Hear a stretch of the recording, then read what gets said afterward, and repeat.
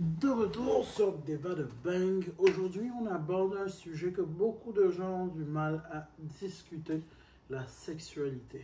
On en parle toujours avec Mafé. Alors, dis-moi. Pour toi, que représente la sexualité dans le couple? Que représente la sexualité dans un couple? Je dirais que c'est un des piliers fondamentaux dans le couple pour la longévité du couple. Et c'est un des commandements de Dieu. Multipliez-vous. Donc on va pas se le cacher, hein, vous êtes là pour travailler. Mais il faut le faire dans la légalité. Il faut le faire dans la légalité. Donc pour moi, la sexualité, c'est vraiment un moyen de connexion. À part le moyen de reproduction, c'est vraiment un moyen de connexion, de fusion avec son ou sa partenaire, de découverte, de joie, de partage avec son ou sa partenaire. Et un moment qui ne doit pas être pris à la légère, mais qui doit être célébré dans l'unité du couple. Ok. Est-ce que tu penses que la sexualité, c'est plus quelque chose de charnel, d'émotionnel ou de spirituel? Wow. C'est un mélange des trois un peu. Ça dépend de où est-ce qu'on est dans la réflexion mentale et où est-ce qu'on se situe du côté religieux ou non. Je m'explique. Quand je parle de où est-ce qu'on se situe du côté mental, plus on est jeune, plus il faut se défouler. Hein. On a envie de marteler, là. On a envie de montrer qu'on a les reins solides. Plus on prend de l'âge, plus ça devient comme un moyen de connexion avec la personne qui nous a chère. Ça devient comme un moyen de communication avec la personne qui nous est chère. Et plus on devient vieux, moins ça a d'impact dans la relation de tous les jours. En tout cas, on espère avoir atteint une sorte de relation fusionnelle. Oui, c'est toujours présent, mais plus autant que quand on était jeune et vibrant, dans le fond. Parce qu'avec le temps, ben, on perd un peu le jeu de rein. Pour certains, mais pas pour d'autres. Et pourquoi je dis ça dépend également de où est-ce qu'on se situe du côté spirituel. C'est parce que du côté spirituel, la sexualité doit être consommée dans dans le cocon du mariage. Ça doit être consommé entre les deux, monsieur et madame, après l'union devant les parents, après l'union mariée, hein, comme on dit, mais mariée, c'est pas vraiment la mairie. Marié, c'est vraiment depuis les temps anciens, c'était les deux familles qui décident de s'unir et de célébrer. Mais ça peut être la mariée également, aucun problème. Mais du côté spirituel, c'est après ce acte-là que c'est recommandé de commencer dans la sexualité. Mais le troisième point, c'est vraiment du côté de la procréation. Parce que jouer avec le feu, c'est vraiment amener à se brûler dans le fond. Donc, dès qu'on commence la sexualité, on doit être conscient du fait que ça risque d'amener des enfants. Ça peut amener des enfants, peu importe c'est comment. Et les enfants, ils n'ont pas choisi de venir, c'est monsieur et madame pendant qu'ils s'amusaient, qui ont amené un nouvel être sur Terre. Donc, des fois, il faut prendre ses responsabilités. Bon. Même tout le temps, il faut prendre ses responsabilités. Est-ce que tu penses que le sexe est surcoté ou sous-coté? Dans quel sens ça?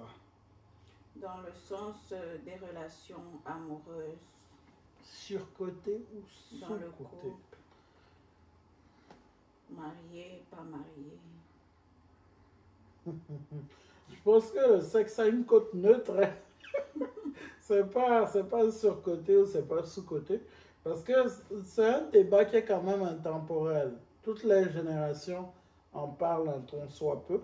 Maintenant, pour les plus jeunes, pour la nouvelle génération, il y a beaucoup de parler par rapport à ça. Parce que ça vient avec l'émancipation de la femme, faire plaisir à la femme, découvrir le corps de la femme, blablabla, blablabla. Donc, il y a beaucoup de parler sur la sexualité, la masculinité, découvrir son côté féminin. Euh, découvrir, apprendre à faire plaisir à l'autre, apprendre à découvrir l'autre. Donc, ça fait que maintenant, on en parle beaucoup plus. Avant, c'était plus comme le sujet tabou. Maintenant, encore un peu, là. C'est comme le sujet tabou dont personne n'en parle. On fait comme si, quand on éteint la lumière, papa et maman ne se font pas de bisous. Mais, mais c'est bien de vulgariser l'information, c'est bien de faire comprendre aux plus jeunes qu'il ne faut pas se presser. Qu'il ne faut pas se presser. Il faut prendre son temps, découvrir son partenaire, savoir avec qui on se met en couple, savoir avec qui on s'engage dans des débats ou non, peu importe qu'est-ce qu'on fait de termes sexuels, parce que la sexualité, ce n'est pas juste le sexe, mais il y a beaucoup de choses qui viennent avec également. Ben, c'est d'être conscient des choix qu'on fait et d'être conscient qu'on va continuer de vivre avec les mêmes choix qu'on fait en étant plus jeune. Okay. Pour toi, qu'est-ce que tu penses qui empêche ou bien qui freine les couples à communiquer librement, à communiquer librement sur la sexualité? Je pense que ce sont les préjugés et la peur. Les préjugés, pourquoi? Parce que certaines personnes ont une certaine mentalité que oh, je ne dois pas dire ce que j'aime, je ne veux pas m'exprimer, sinon ça va faire comme si je suis de bas mœurs, comme si je ne suis pas une fille bien, comme si je ne suis pas un homme bien, comme si je ne suis pas un homme de Dieu, comme si j'aime pas l'église, comme si j'aime pas, comme si je ne suis pas religieux, comme si je ne vais pas à la mosquée, etc. Ce n'est pas une question, c'est toujours une question de oh, je veux bien paraître. Je ne veux pas déranger, je ne veux pas aborder un sujet qui fait mal. Je ne veux pas, des fois, je ne veux même pas savoir ce que l'autre personne pense de ce qui se passe dans notre couple. Et pourquoi je dis la peur, c'est parce que on a peur d'être déçu, on a peur de décevoir, on a peur d'être laissé, on a peur d'être laissé pour compte, on a peur d'être ignoré. Et on a peur de ne plus être inclus dans la société où on est et qu'on aime. Donc, on a du mal à discuter certains sujets. Alors que, pour avoir une relation épanouie, il faut discuter. Qu'est-ce qui ne fonctionne pas? Qu'est-ce qui ne marche pas? J'ai envie de ça, tu me donnes ça. Bon, je ne suis pas habitué à faire ça, mais je peux te donner une concession, je peux faire ça. Est-ce qu'on s'entend dessus? Oui, parfait. C'est toujours, la communication, c'est toujours des concessions. C'est pas parce que madame aime être attachée au coin du mur, en haut, position toile d'araignée, et que monsieur c'est un ninja, qu'on va faire des combats tous les jours. Mais c'est une question de juger les expectations. Où est-ce que monsieur se situe, où est-ce que madame se situe, où est-ce qu'on se situe dans le couple en général. Et trouver un point commun, trouver un point d'entente, trouver un point qui satisfait tout le monde. C'est difficile de satisfaire à 100% tout le monde. C'est pour ça que des fois, il faut faire de grosses concessions. Aujourd'hui, on fait my way, on fait comme je veux. Demain, on va faire your way. Peut-être que je vais apprécier. Peut-être que je vais vraiment je vais vraiment aimer. Et peut-être que je vais bouger un peu plus vers ton corps. Ou peut-être que je vais vraiment détester, je ne veux plus jamais le faire. Ouais, c'est toujours une question de communication, de discussion de où est-ce qu'on est et où est-ce qu'on veut aller. Est-ce qu'on veut continuer ensemble ou non?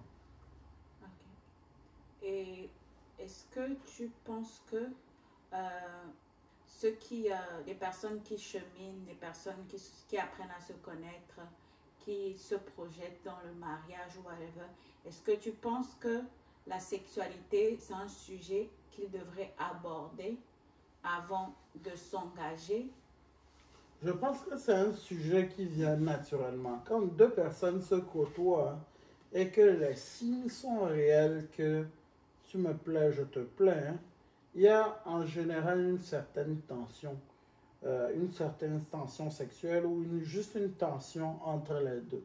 Je veux de toi, tu veux de moi, ou bien je veux de toi, mon corps émane que je veux de toi. j'arrive difficilement à me contenir quand je suis avec toi. En tout cas, une forme de, de, euh, de communication de ce côté-là. Ce qui fait que dans le couple, avant même d'aller à une étape supérieure, il y a comme cette discussion involontaire-là. Il y a comme cette projection. Ah, quand on va se marier, je vais te faire ça, ça, ça. Je vais te faire ci, ci, ci. Ou bien, oh, j'ai hâte à notre mariage, je vais te chanter une berceuse. Des conneries de même. Des petits trucs subtils, mais qui font qu'on on parle un peu, on découvre un peu la personne avec qui on veut être fusionnel, la personne avec qui on veut s'engager. Ben, c'est toujours, s'il y a un blocage quelconque, si on sent qu'il y a quelque chose qui pourrait être un frein, si on sent qu'il y a quelque chose qui pourrait séparer le couple, là, il faut en discuter. Il faut vraiment mettre un temps, un moment. Écoute, on veut s'engager, je voudrais qu'on parle de ça. Et voilà pourquoi je veux qu'on parle de ça. Et aller dans les détails. Mais s'il n'y a pas de sujet très important qui doit être débattu avant la mise ensemble, on va souvent voir que ce sont des discussions qui ont toujours lieu petit à petit, de façon taquine, des petits embêtements ici et là. Donc, une petite discussion sans forcer, dans le fond. Mais c'est dès qu'il y a un problème, dès qu'il y a une information qu'on doit partager, dès qu'il y a de quoi qu'on doit partager, que ça va être flagrant. En tout cas, ça, c'est mon point de vue. Okay. Donc, est-ce que tu penses que la sexualité fait partie de ces discussions-là importantes qu'il faudrait discuter en cheminement ou bien lorsque vous êtes en train de vous fréquenter avant de vous engager dans le mariage, avant 100%. De vous marier? 100%. Il faut en discuter, il faut en parler. Le sujet le plus important, les enfants, la sexualité et l'argent. Les trois sujets, là, on doit parler. Parce que, les enfants, est-ce que tu en veux? Est-ce que j'en veux? Comment on voit le futur? Il ne faut pas que quelqu'un rentre dedans pensant que l'autre veut, mais l'autre ne veut pas. La sexualité, ben, peut-être moi, j'aime tous les genres. J'aime me balader un peu partout. J'étais ancien. J'aimais avant les hommes, maintenant j'aime les femmes. Tout ça, là, il faut que ça se discute. Il faut qu'on soit clair dessus. Et il faut que nous tous on soit au courant de tout. Qu'il n'y ait pas de zone d'ombre. S'il y a quelque chose qui pourrait avoir un frein dans la relation. Et ensuite, l'argent. Parce que le plus grand problème dans les couples, c'est la gestion de l'argent. Comment se passe l'argent, les dettes et la dilapidation des capitaux. Donc, c'est ça, souvent, les trois points à vraiment discuter. Ce n'est pas avec tout le monde que tu le discutes. Je prends un cheminant pour 2 semaines, on parle. Je prends un autre pour 2 semaines, on parle. Je fais 1 an avec lui, on en parle. Je fais 2 ans avec lui, on en parle. Mais dès le moment où c'est confirmé, c'est sûr que toi et moi, on veut passer le pas. Ou bien moi, je sais que je veux passer le pas avec toi. On en parle. Dès le moment où je sais que toi et moi, j'envisage qu'on aille plus loin, on en parle. Mais ça ne doit pas venir de certaines ruses, stratagèmes, de piéger son partenaire pour en parler, non. Parce que c'est toujours une question de... En tout cas, dans ma passion, ma perception, je veux que tout soit direct. Si tu veux quelque chose de moi, dis-le-moi. Si tu veux savoir de quoi, dis-le-moi, demande-le-moi. Tu as besoin de moi, dis-le-moi. Dès le moment où tu commences à passer à gauche, à droite pour atteindre ton objectif, surtout si c'est en m'insultant, je vais me sentir vexé. Ça va donner le résultat opposé que tu cherchais dans le fond. Donc, qu'est-ce qu'on essaie d'accomplir? Parfait, j'ai besoin de ça, ça, ça. Parfait, on va en discuter, je vais voir ce que je peux. C'est comme même juste demander quelque chose dans le fond. Tu n'as pas besoin de me faire, oh, tu es beau aujourd'hui, oh my God, quel beau muscle. Pour me dire après, oh, donne-moi 100 $. Ça, moi, ça va me vexer encore plus. Parce que tu t'as dit que